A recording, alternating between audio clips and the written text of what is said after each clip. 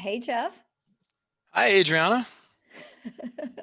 I was just laughing at myself. I was just got a new oximeter in the mail and thought I would check my oxygen level while I waited for the show to start. Hi, everyone. Welcome to LawTech Connect on Litera TV. It's 9:30 in New Orleans, and I'm Adriana Linares, your host. My guest with me today is the very affable Jeff Probst. Hi, Jeff. Hi, Adriana. How are you? I'm doing great. Good. Um, how's South Florida today? Still hot. Still very hot, very wet, very rainy. Yeah, we are about to get, as you might know, I spend one third of my time in Florida, and this month-ish, I'm in New Orleans, where we're getting yet another tropical storm. So, I know. I mean, it's either here or there. So, I know. um, But I can't keep track of where you spend your time oh, because every right. time I talk to you, you're in a different place. So I I'm not know. really sure if it's one third here, one third there. Something tells me breakdown's a little more complicated than that. But I think you're right. You're right. But I'm excited to have you on because I've been trying with Litera TV to focus on attorneys that have really interesting niche areas of practice. Not that every area of law isn't interesting, because I know that it is, but you practice cruise ship law, or you're a cruise ship lawyer, and that yeah. seems so interesting, so different. And of course, I want to ask you eventually, don't let me forget, just what's going on insofar as the industry. You might be slow, or you might say, no, all of a sudden I've got these lawsuits coming at me because people had the time to file them. So let's just start with a little background on you. Sure. Are you from South Florida? Because I know you spent some time in the Keys before you moved up to Miami. Right. No, I'm originally from Atlanta and I grew Ah, up there. I went to college at the University of Georgia. So I was really out there most of the time. But growing up, I spent a lot of time down in the Florida Keys because my dad, he was an English professor, but also a dive instructor. So oh, no kidding. he would take his classes down to the Keys a couple times a year for their Cool. checkout dives. So I grew up getting to do that and just That's always loved the awesome. Keys. And that's how I kind of ended up getting my career started down there. I love the Keys so much, and I've actually been thinking that's probably not a bad little long weekend getaway from Orlando when I get back to Florida. Yeah. And the Keys Yeah. must be such an interesting area too, as far, and we have several lawyer friends that practice in the Keys, but it's such a tiny legal community. Were you practicing law down there too? I think there's only like 600 lawyers on the whole stretch of the Keys. Yeah, I mean, honestly, I'd be surprised if there were that many. Yeah. It's a long time since I was there. I started my career off there. So Hmm. back in 2001, I started working as a prosecutor down in the Keys. And so Interesting. for about 3.5 or so years, I was a prosecutor in Key West and a little bit in Key Largo. But yeah, because it is such a small community, whatever that number of lawyers may be, Uh-huh. it was a very nice place to get started. Yeah. You saw the Yeah, same I lawyers bet. every day. You couldn't pull some of the things that lawyers occasionally pull in big cities because they think, well, I'm never going to see this person again, and it's okay. It was very much small town law I like it. practice, even That's though it was cool. stretched out over 100 or so miles of islands. And are you licensed in Georgia as well, or just in Florida? Yes, in Georgia too. Cool. So shortly after I took the Florida bar, Hmm. as soon as I could gear up for it again, I took the Georgia bar, Hmm. and I was inactive for really years. I mean, until I started my own practice a year and a half or so ago, I was inactive. But when I did go out on my own, then I sort of switched that to active, and now I'm Yeah. working remotely So out of both states. we're going to talk about that. But side Yeah. question, I have a lot of law students and new lawyers that listen to my podcast, New Solo, and I think are starting to catch on about LawTech Connect. What would you say to someone who wanted to take the bar more than once in multiple states? Is there an advantage for you? Is there an advantage in that, Florida and Georgia are so close to each other? What would you say to someone who said, I think I'll take another bar. I'm in the mode anyway. Which, side note, I happen to live with that guy who took the Florida bar, and which was his third bar, and sort of got into the groove, and then Right. said, you know what? We spend so much time in Louisiana. I think I'll take the Louisiana bar, which he took as a personal legal challenge because the laws are written so differently here. So Yeah. I think Right. it's so cool to be barred in multiple states. Tell me from your perspective what that's like. One of the first things you said, I think, hit the nail on the head as I'm concerned. When you first get out of school and you're already in that studying mindset, and then after school you're in that bar prep mindset, for me, I thought the best thing was to do it as soon as you can after that, Mm-hmm. because I worried that the more time that would pass, the harder it would be for me to do it, and the less likely it would be that I ever did it. And it was something I really wanted to do. I always wanted to have the option of practicing Sure. in Georgia, Atlanta specifically. And so I felt like I needed to just do it quickly.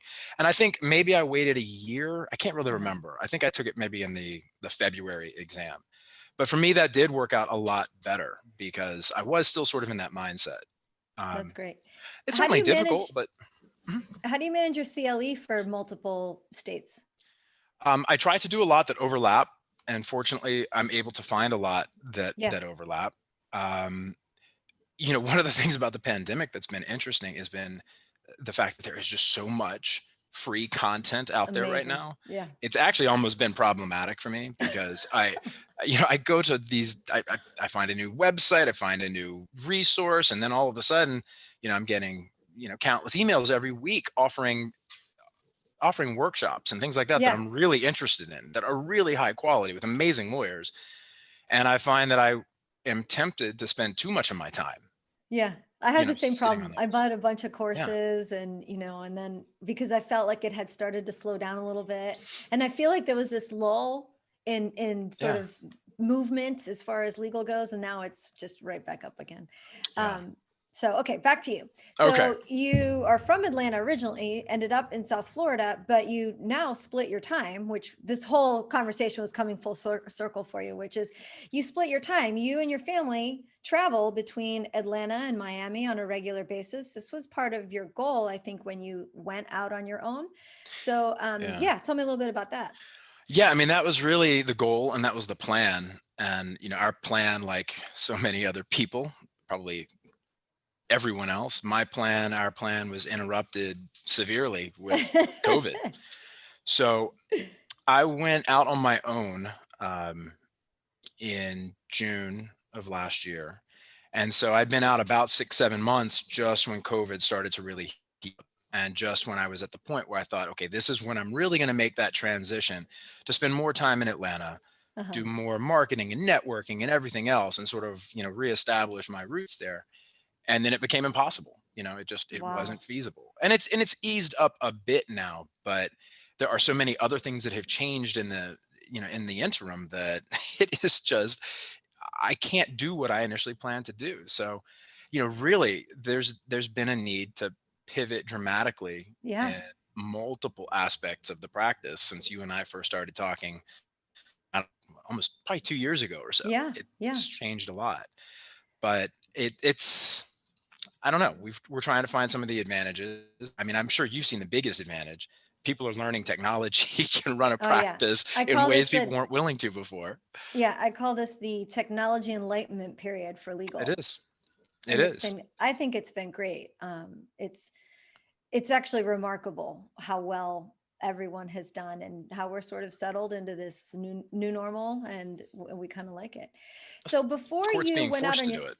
yeah, yeah, well, Mhm. that's how it always is in legal. Yeah. Some Yeah. force has to come along and make it change, whether it's the clients or Right. a pandemic. Yeah. So, Yeah. but I think it's interesting. You were in-house counsel at a big cruise line. So tell me about Mhm. having moved from the Keys to Miami and how you got into the cruise ship business, because it's so interesting. Were you Sure. doing Yeah. maritime law in the Keys, or is maritime law have nothing to do with it with because I think maritime law sounds so interesting too. Does Yeah. that have is there a lot of overlap with the type of law you practice, and explain a little bit about your practice too? Sure. I mean, there was really no overlap when I was actually down in the Keys Okay. because when I was in the Keys, it was purely, I was a prosecutor. That's all I Yeah. was doing. So it was great for that. I was surrounded by water and I was surrounded by boats. We I love was surrounded that. by other people that had to deal with maritime law, but I didn't. I gotcha. Um, After about 3.5 or so years, I just kind of decided I wasn't going to be a career prosecutor. I wanted to, switch over to civil litigation. And it was actually my younger brother who had moved up to Miami before me. My brother, by the way, had actually been a public defender in the Keys for a little bit of the time that I was there. So that Oh, was, I didn't know your brother's a lawyer too. yeah, no, it's kind of Interesting. interesting. My brother came down to the Keys a year or two after I did. He went to the other side as a public defender, Uh-huh, uh-huh. but then we worked in different areas. So we never had an opportunity to go against each other. We never had to deal with Oh, I that, bet you but guys would have loved that. it would have been interesting. It would have Yeah, been interesting. A lot of people talked about whether or not his clients would benefit or not from that. And I said, yeah, of course. He wants to interesting. beat up his older brother. You're going to Right. benefit. He's not going to work harder against anyone else. Um, but I decided I wasn't going to be a career prosecutor. My brother had already moved up to the mainland, up to Miami, and through my brother, I met a lawyer who had a pretty big practice, and he was one of the main lawyers that represented the cruise lines. And so we Interesting. sort of, shortly struck up a conversation, and I ended up joining his firm. And so I worked for him for about 3 or so years. And through working for him, I really got to know the people at Norwegian Cruise Line. And at the time, they were the only one of the big three cruise lines that didn't have their own in-house litigation department. Mm-hmm. So I ended up working pretty closely with Norwegian's general counsel on a case or two. He was then involved in a trial that we were putting on. And through that, he just sort of broached the subject. Would you be interested in, starting our in-house litigation department? No kidding. And of course I was. So Can I ask a backup question? I'm sure, curious. please. The firm that you worked for, Mhm, who you said represented the cruise lines, mhm. was that a big firm, a boutique firm, or a solo small firm? Because that sounds like it would be the job for a big law firm, but then you made it sound kind of like it was maybe a boutique. It's closer to boutique. It was, No yeah, it was kidding. a maybe Cool. a 10 lawyer firm, Representing maybe. those big giant companies. That's impressive. I like that. I always Yeah. like hearing about, small solo boutique firms that are Mhm. doing basically big law work and big law representation. It sounds like he was successful at it. Yeah, and there are a few that do it. There are probably 4 or Cool. 5 law firms that handle the vast majority of the cruise line defense work on the injury side. So And sorry to interrupt you again, no, because no, go I'm ahead. like, now I'm having all these memories from the past. And that's because, remind me if this is true. All cruise litigation has to be done in South Florida. Very close to that, yeah. Why? Most of the cruise lines put in a forum selection clause in their ticket contract that requires any passenger that's injured to bring their suit in federal court in Uh-huh. South Florida, because that's where the Okay. headquarters are of the big cruise lines. There are a few that are a little different. Disney's a bit different. I think they're one of the only ones where you can choose if you file in the Middle District of Gotcha. Florida or in state court. And then there are a couple that make you file on the West Coast, but most of them make you file here. And so that's why the Interesting. law firms are based here. Yep. Oh, yeah. Corporate Yeah. headquarters, they're law firms. Um, and so, yeah, that's why we all end up down here. There's a big focus here. I love it. So Yeah. you had this opportunity. This general counsel recognized your talent, probably your young grit, and go get them, and said, "Hey, help us start our in-house litigation department." What was that like? It was interesting. It was my first opportunity to sort of start a law firm. Yeah. It was unusual in that I had to do it within the confines of a big company that had all sorts of restrictions, Oh and I gosh. wasn't able to do it just the way um, I did it when I did go out on my own. For example, I was sort of limited with the technology I could use. I was limited with the programs I could use. I tried for years to implement a case management type system there, and the logistics of getting it done made it impossible, and Oh it just God. never worked. So, a lot of these folks, they stuck on, a Windows folder system and Outlook, and that's about it. But it did let me learn about the Yeah. things that I would have liked to do. And then that Slowly part of it. taking notes the whole time of, when I start my own law firm, I will do this. I will Right, do right. this. And it wasn't a big department. We started off, and it was literally me by myself. I did the secretarial work, the paralegal work, the legal work. I did everything because we had to prove the concept to the company. We had to prove, That you could giving save me a money by having your litigation department in-house. right. They had to fight that because it's not Amazing. one of the revenue producing centers, and so they're Mm. always sort of a redheaded stepchild there, Of course. because it's like, well, how are you going to make money for us? Well, we're not going to make money for you, but we're going to save you a lot. And then you always get a little side eye look when that's the plan. But it saved the company millions of dollars over the years. And eventually, Wow. they were convinced, so we grew it. We got more support staff, we got paralegals, we got other lawyers. And so I did it for 10 years. And Wow. yeah. And, it was kind of funny because I think this was about the time you and I started talking, because Uh-huh. I got to the point where I knew that I kind of gone as far as I could go with it. I Yeah. was ready for something new and a new challenge. And for the longest time, my goal was to get out before I hit 10 years. And I was like, I don't want to be here 10 years. And then as I got closer, I said, no, that's a decent landmark. I will hit it. I do want to hit the 10 years. So I stayed, I gave notice, I don't know, 3 months after I hit my 10-year anniversary with them. And, it worked out nicely though. We were able to part on really Yeah. friendly terms. Even though I was going out and going to the other side, and they knew that my plan was to start a plaintiff's practice and sue cruise lines, they didn't walk me out the door when I gave them that notice. I stayed for, Respect. 2 or 3 months. I think I stayed to help them transition. I helped them hire my replacement, got to do all of that. And, we were able to part as friends. I love Um, that. so it And worked out pretty so nicely. um going out on your own was a really big decision for you that you Huge. Yeah. yes, that you really stressed out about for a long time because you have a young family and you Yeah. and your wife talked often and a lot. And as I always say, when you decide to start your own practice, you're really starting a family practice, a family business, whether we realize that or not. So you had the support of your wife. And so tell us a little bit about having those Yeah. conversations about where are the clients going to come from? Where's the money going to come from? How are we going to feed these children? They're hungry, really hungry. Yeah, there were a few of those conversations, to say the least. She was absolutely amazing about it, and one of the things that we both discussed, and that she would bring up more often than I would, was I was kind of at that point where if I didn't do it, then it was one of those things I likely would never do, Right. and I didn't want to get to that point where I was looking back and saying, what if, and I figured everything was kind of coming together at the right time. Right. I had been there for 10 years. That was a good landmark, a good time to say, I gave them a lot. Yeah. I don't really owe them any more. I can now go out and start it. And, a lot of things were coming together at the right time. I met you. I was able to get a lot of help from you to help sort of filter and consolidate all the information that's out there. There's a lot of Because, technology for a new solo to choose from. Well, credit to you. Okay. You took a lot of time. You spent a lot of time kicking tires, getting demos, trying things out. You weren't mhm, just going to, jump in and take on the first yeah, suggestion that I gave you, which I don't like to do that anyway. I mhm, always suggest we look at multiple products. And your goal in choosing technology was to be efficient and secure, but really your biggest goal was to be able to be mobile.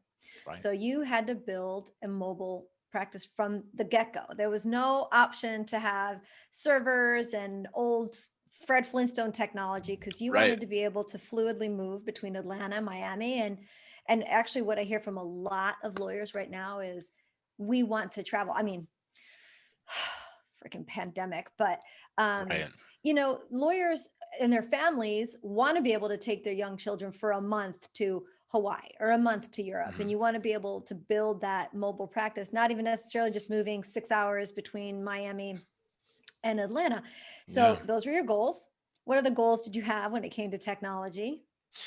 Yeah, I mean, that was really the big one. I knew that I was going to work remotely. I knew that I'd have virtual offices, and that's what I'm still using, although I'm not using them as much because now I'm kind of Yeah. forced to use the home office. But you really nailed it. I mean, that's what I wanted to be able to do. I was sort of already established in South Florida. I Yep. already had a number of people that I knew that I would be able to work with and who would want me to work with them because of my experience with the cruise lines. But Atlanta was the part that I had to reestablish. I get back there a lot. I have some family and friends there, or really it's friends that are just close enough that I consider family. But I had never practiced in Atlanta. I was a Georgia lawyer, but really only by the fact that I had passed the bar, I'd been Right. inactive. I really had nothing more than that. And so So brave. maybe, So brave. I've heard people use a few other words to describe it, but yeah, let's go with that one No, for today. That I one like makes me brave. feel a little better. Right.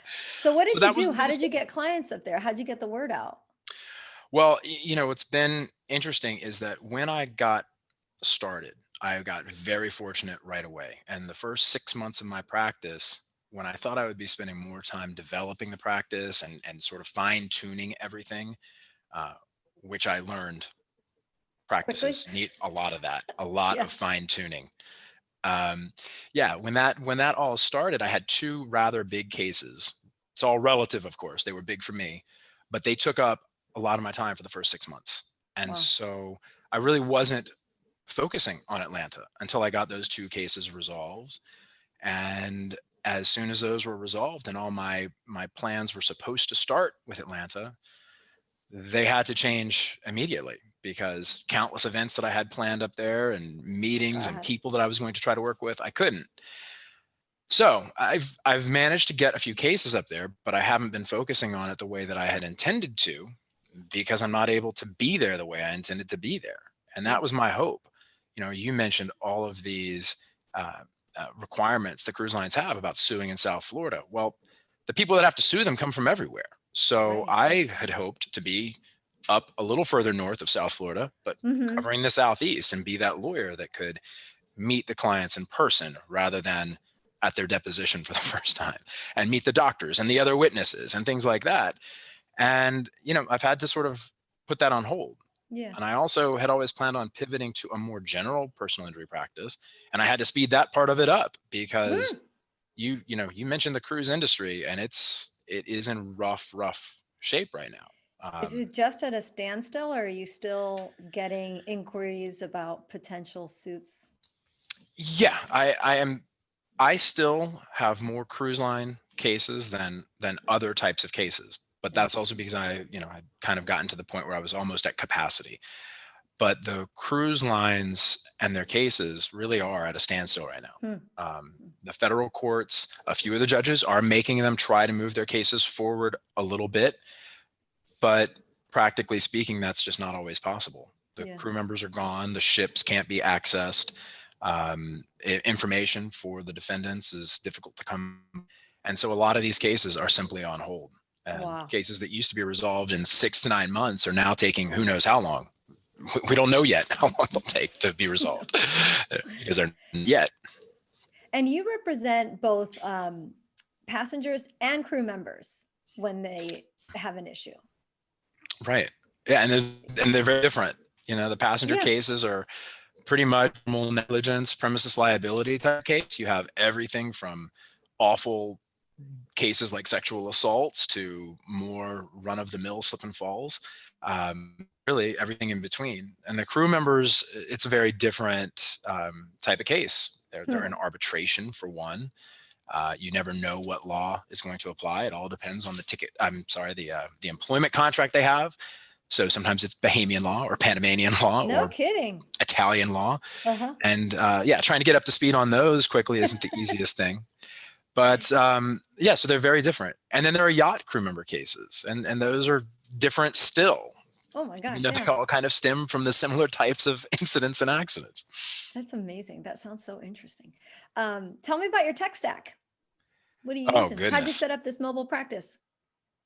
I guess as far as sort of software and programs and websites and apps go, I use Clio for Excellent. my hub, my home Uh-huh. base for everything. Um, I use Case Text Oh, for you do? research. Love They've that. had a lot of really cool new features come into play. I'm sure you've seen them, right? Like the Yeah. free Chrome extension and then the add-on for Microsoft Word. Yeah. Okay. The one is I think called one of the new features, the parallel search thing, Yeah. the Yeah. relatively new one, and then I think Compose, which is almost a different program for actually using AI to draft documents and pleadings. I haven't used that as much. I've been using it for research primarily so far, but all of the other aspects of it look great, and I've played around with them a little bit, and I'm going to use them more. So can I ask you just real quick Yeah. before you finish telling me about the rest of your tech Mhm. stack? When it comes to Case Text, is that your main legal research tool, or do you also subscribe to one of the bigger players? Or does Case No, Text do that's it all for you? It has really done it all. Awesome. Especially with maritime law, so much of it is so old. I mean, I have countless Interesting. desk references that I'm still using physical books to get started on things. Huh. It's not like the old series of the case reporters or anything like that, but there are some physical books that I still rely on, and they Yeah, provide a great jumping off point. But so far, case text has worked for me. that's great. Great. Yeah. And so let's see. I outsource the things that I know I'm terrible at. I don't do my own bookkeeping. I have a great bookkeeper for that. I have an accountant as well because I Yeah. don't trust myself to do those things well. Wouldn't either. So that's just outsourced. I quickly learned that getting medical records is one of the most unpleasant aspects of plaintiff's practice.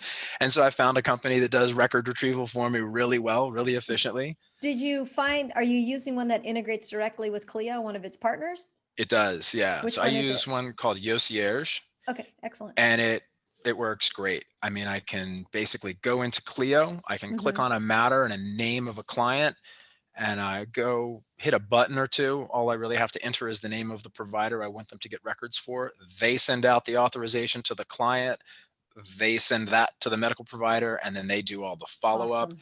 and they just basically let me know when it's done. And they even integrate the billing. So my costs for that are straight into Clio. I don't have to worry about remembering to enter an invoice. It's just Great. there. That's been a huge time saver because I realized how much time I was wasting doing that stuff at first when I was trying to Yeah. do everything by myself. So that's As been you really all helpful. always do, try to do it yourselves until you figure out you can get some help. But, Right. of Yeah. course, when you're starting off, I think it's good to do all that yourself to figure out what needs to be done to be able to document it and then go out and find the right tools to support your platform and your practice. Okay, what else? Are Yeah. you Mac or a PC?